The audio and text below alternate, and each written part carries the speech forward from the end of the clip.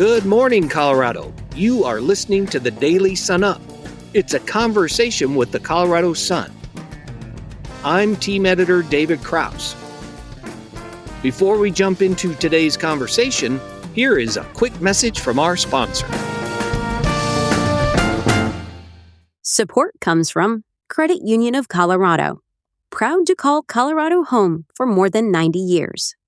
They're a local institution with a track record of showing up for the community and putting people first. Credit Union of Colorado. Honestly good. Learn more at honestlygood.org. Ready for your next adventure? SCP Wildfree Colorado Springs Hotel is a reimagined vintage motel and base camp for those who wander with purpose and return with stories. Dog-friendly, planet-conscious, and rooted in our Colorado community. Explore SCP Wildfree Colorado Springs Hotel and book your unforgettable summer travel today at scphotel.com/Colorado Springs. You deserve a bank that fits your lifestyle, with financial services delivered by people who truly understand your community. From the Western Slope to the Front Range, Alpine Bank is proud to be Colorado's community bank. Learn more at alpinebank.com. Now, back to the show. Hello again, Colorado, and thanks for joining us for another conversation with a Colorado author. Today, we're very lucky to have with us Secretary Ken Salazar, whose wide-ranging career includes work as Colorado's Attorney General, U.S. Senator, Secretary of the Interior for President Obama, and Ambassador to Mexico under President Biden. He's just released a new book titled Borderlands, My Fight for an Inclusive America. Welcome, Secretary Salazar. Thank you, Kevin. Thank you very much. It's an honor to be here. It's an honor to hold the book in my hands, Borderlands, My Fight for an Inclusive America. It's out now, and hopefully all the people in this great state of Colorado will read it. I think it's a great memoir in terms of at least my own personal journey, but the journey really is one that's been created by the people of Colorado. So I'm forever grateful that I've had the honor and the privilege to serve in those positions. And as we were just relating, I'm also just about done with what's going to be the Spanish language version of it. Oh, very cool. Called Fronteras, mi lucha por una América unida. Well, you certainly had no shortage of interesting things to write about, from your formative years growing up in the San Luis Valley to your political career, and we'll get into some of those. But let's talk first about your decision to write Borderlands. At this particular time, when our country is obviously as divided as ever, what went into the decision to write this book? The purpose of the book is to stand up really for a united America, for a much more inclusive America. And as you know, Kevin, right now our democracy is teetering. There's a great sense of we've lost our way. We need a way forward. And the way forward really is to follow the Colorado way, to unite the country. And when I look back at my own life, it's been an effort to try to do that. We've done it here in Colorado, East Slope, West Slope, conservationists and ranchers, environmentalists, all coming together to do what's right for this state. And I'm very proud of Colorado. I look around the country and even in our own state, things are just so divided now. Never seen it like this, polarized. And everything that I have stood for in my life really is now being tested. It's a crucible of truth right now in this time. And so for me, the writing of Borderlands is to try to get us back on that path of a nation that's never been perfect, but it's a great nation. And it's been moving in the right direction until the last few years. And now it just seems that under this administration, it's really taken it about face and it's taking us back to 100 years in the past. We can't afford to do that. We need to keep moving forward. And so that's really the purpose of Borderlands. Well, we've got an excerpt coming up starting Sunday in our Sunlit feature at coloradosun.com, also with an author Q&A. And the excerpt literally takes the reader on a tour across the landscape where you grew up. Tell us a little about how your family's history, 5 generations in the San Luis Valley, shaped who you are today. Kevin, the Valley and the place I grew up and my family there, it's about everything that I am, right? My family's been there for a long, long time, 170 years. And before that, in northern New Mexico, along the banks of the Rio Grande, from Santa Fe up north, to small communities, and then eventually in Colorado. And so that landscape has shaped me. So, the Valley and that place, Los Rincones, is where my roots are. And I come out of my parents' house and I look to where the sun rises, and those are called the Blood of Christ Mountains, Sangre de Cristo Mountains. And I look to the west, and those are the San Juan Mountains, named after St. John the Baptist. That's the name of my grandfather. And I look to the rivers that traverse our ranch, and they flow with their waters into the Rio Grande, into the Rio Bravo, and then all the way down to El Paso, and then form the boundary between Texas and Mexico. So that place really informs who I am, my connection to the landscapes, to our planet, to our trees, to our wildlife, to agriculture. It also connects me to a sense of community, a community learning along the way, a community still divided in many ways, but still a community that knows who it is and rooted there forever. So in many ways, I've gone to Washington, and I've gone to Mexico, and I've traveled around the world in my official capacities. The Valley has always been in my heart. I've never left it, and I never will. So the book also includes a really interesting anecdote, and I love this one. About the first time you left the San Luis Valley on a bus bound for a seminary in Cincinnati.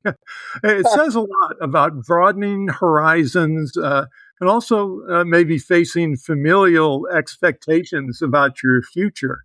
That seemed like a pivotal time in your life, though obviously you ultimately went in a different direction than your parents had hoped. How key was that juncture in your life?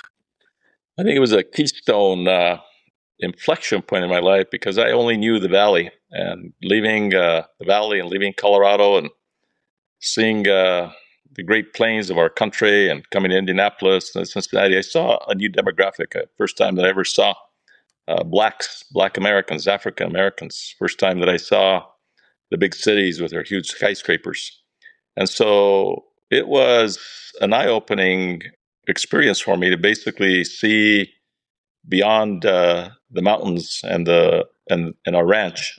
So eye-opening in that way. It was also because familial expectations, right? My father wanted us all to be Franciscan priests. And I went there and got a great education at St. Francis Seminary in Mount Healthy. But the other day, that's not what I wanted to do. So I struggled a lot with that, and letting my dad know that, no, I was not going to be a priest. I was going to come back because I wanted to be in the Valley and I wanted to be a rancher. So yeah, I was 14 years old when that happened, and still an important part of my life. So another inflection point here, of course, you ultimately went into politics, and you write about how Governor Roy Romer was instrumental in moving you in that direction. What went into your decision to finally say, okay, yeah, this is the path I want to take? First, Roy Romer is very persuasive, and I still think that in our modern times, he's been the best governor the state of Colorado has ever had. He's of Germanic descent, a son of the Eastern Plains and the Dust Bowl, Hawley, Colorado. And he took me under his wing. And I will never forget what he did for me for a lot of different reasons, right? It taught me about government. And good government it stands for the common good, and uniting the state of Colorado, rural and urban, and understanding the different realities that we come from. So it was life-changing for me, because I never thought I'd ever go into politics, never wanted to, never really had anyone around me who was in politics. And so then Roy Romer changed my life in a dramatic way. His birthday was now coming up, October 31, and he's going to be all of, I think, 97 years old. And he's still going strong and still the same guy. But he taught me the phrase, I think I use it in the book, about not only tolerating our diversity, but celebrating our diversity. Now, here's this guy named Romer, German descent, out on the Eastern Plains in Hawley, Colorado. And somehow he had this vision before his time. And so very much, and I say it emotionally, he was an instrument of my life in so many ways, just like my parents and the rest of my family. So, as you mentioned earlier, the subtitle of Borderlands is My Fight for an Inclusive America. How would you describe the state of that fight at this point in time, and why is that the overarching theme of the book? An inclusive America is necessary for us to have a strong nation, for our national security, and for our economic prosperity. And yet, today in 2026, our nation and our democracy are teetering because there's an effort underway led by this White House to basically erase our history and our diversity.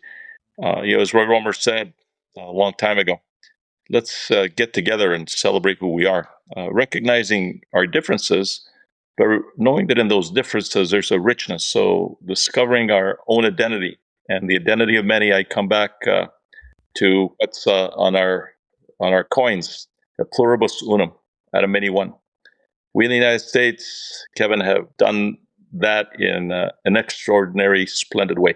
We still have a long ways to go, but those who are in power right now are trying to erase that concept because they want us to be all the same. That's not what's good for America, and so that's why I titled the book "My Fight for an Inclusive America."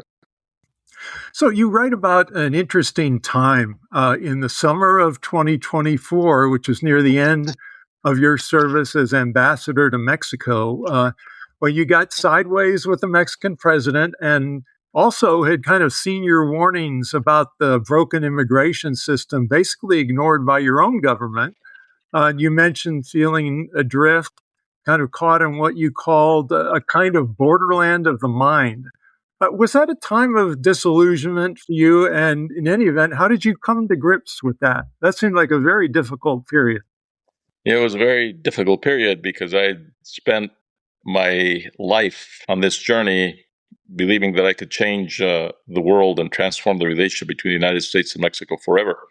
And given my background, both my growing up in the San Luis Valley and then going to Washington, knowing the White House, knowing the Senate, thought it was my time. And I'd worked with President George W. Bush, closely with President Barack Obama, and now was a time to make these changes. And unfortunately, because we had a Mexican president who frankly didn't quite see what we were trying to do in the way that I thought made sense, he ended up shutting the door on my engagement with him. At the same time, I had Washington, who seemed not to pay attention at all, because frankly, in the politics of Washington, they only saw the border and migration as a crisis. They never transcended that to understand that the truth of our North America is that we need to create a much more unified North America, maintaining our sovereignty of the countries. But unless we do that, we're not going to take advantage of the opportunities, and we're also not going to address the huge concerns on national security, national defense that we have here in North America. Of course, immigration has been such a divisive issue politically, but you talk about ideas in your book that, because of politics, maybe haven't been fully explored. And immigration, I know it's such an expansive subject, but could you tell us a few of the key elements toward a solution that you discuss in Borderlands? So we need to move forward, in my view, with a new North American alliance. And that's the concept that Canada, the US, Mexico are in this together. And for migration, that means that we need to create systems of labor. We have some. We have the H-2A, which brings a lot of agricultural workers every year, 300,000 throughout the United States, and they return back. That's a lawful pathway. We need to expand on some of those. We need to bring Canada into the equation and Mexico as well. And so those are the creation of lawful pathways. And then that's for labor. And then for asylum, we need to address the reality that asylum in 2026 is different than it was 200 years ago. And right now, the border is such an attractant to criminal human smugglers, cartels, and who prey on migrants to bring them to our border. We need to change that system. And so we had a proposal that was adopted by some members of the Senate, including some Republicans. If we had gotten that done, we would be well on our way to dealing with the reality of refugees and coming to the United States. So we know what the solutions are. They've been debated for decades and decades. What we are lacking, Kevin, is the political courage in Washington, D.C., and the embracement of this new era of a new North American alliance in Mexico. We need to move forward in that direction, and that's why we need a change in leadership. And until we get that change in leadership, I don't think we're going to make much progress. Well, you cover a lot of ground, both in terms of memoir as well as political analysis in Borderlands. What would you hope readers come away with in terms of lasting impressions from each of those parts of the book, memoir and the political side? The first is that as human beings and Americans, we all should understand who we are individually. Look back at your history, understand who you are, as I have done. It's a discovery, and I'm still discovering it every day. So know who you are is number one as an American. Number two, recognize that your neighbors, the rancher next door, the business person down the street, they all have their own struggles and their own reality. Try to understand them. Don't demonize them. You don't have to demonize your enemies to create an inclusive place.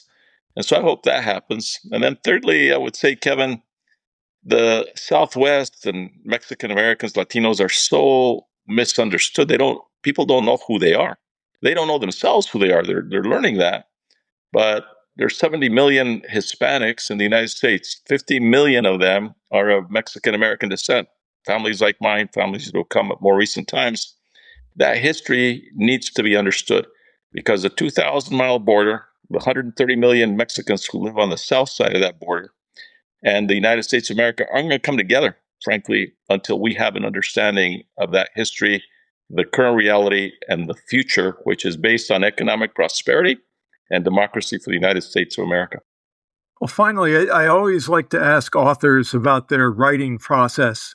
And I know you've credited your writing partner, Nils Johnson Shelton, with helping you stay on track. What did you enjoy most about putting this book together, and what was maybe the hardest part of it? The most joyful thing was getting it done and saying, okay, I have a book. And now, as I said earlier, I'm working on the Spanish language of it, and I'm almost done with that. But it was hard, very hard. I have started writing books at different times in my career. When I went to the U.S. Senate, I was Secretary of Interior, but I never got it done. And so having somebody that just coaches you along and makes sure you stay on track is very helpful. I wrote it all. I wrote probably 3 times as many pages that are actually included in the book. But then having somebody that you can think these things through, who's an expert, in Neil's case, he happens to be a New York Times bestseller, was very helpful to me because I'd send things to him, he'd comment back, we'd rewrite. And frankly, for the 300 plus pages that are in this book, we probably ended up writing 5,000 pages, a lot of pages. Holy cow. We've been talking with Secretary Ken Salazar, author of Borderlands, My Fight for an Inclusive America. Be sure to catch the excerpt and the author Q&A coming up on Sunday in our Sunlit feature at coloradosun.com. Thanks for joining us, Secretary Salazar. Kevin, it's been my honor. Thank you for your voice, and thanks for Colorado and all the people who are listening. I hope people do read Borderlands, www.kensalazar.com. Thank you, Kevin. Have a great week. And thank you, listeners, for spending part of your day with the Daily Sun Up. Have a great weekend. Thanks for listening. And finally, here are a few stories that you should know about today.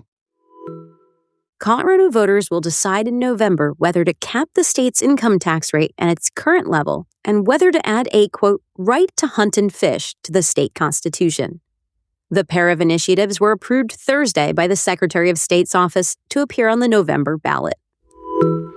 Colorado's Medicaid program will stop covering gender-affirming care for transgender youth.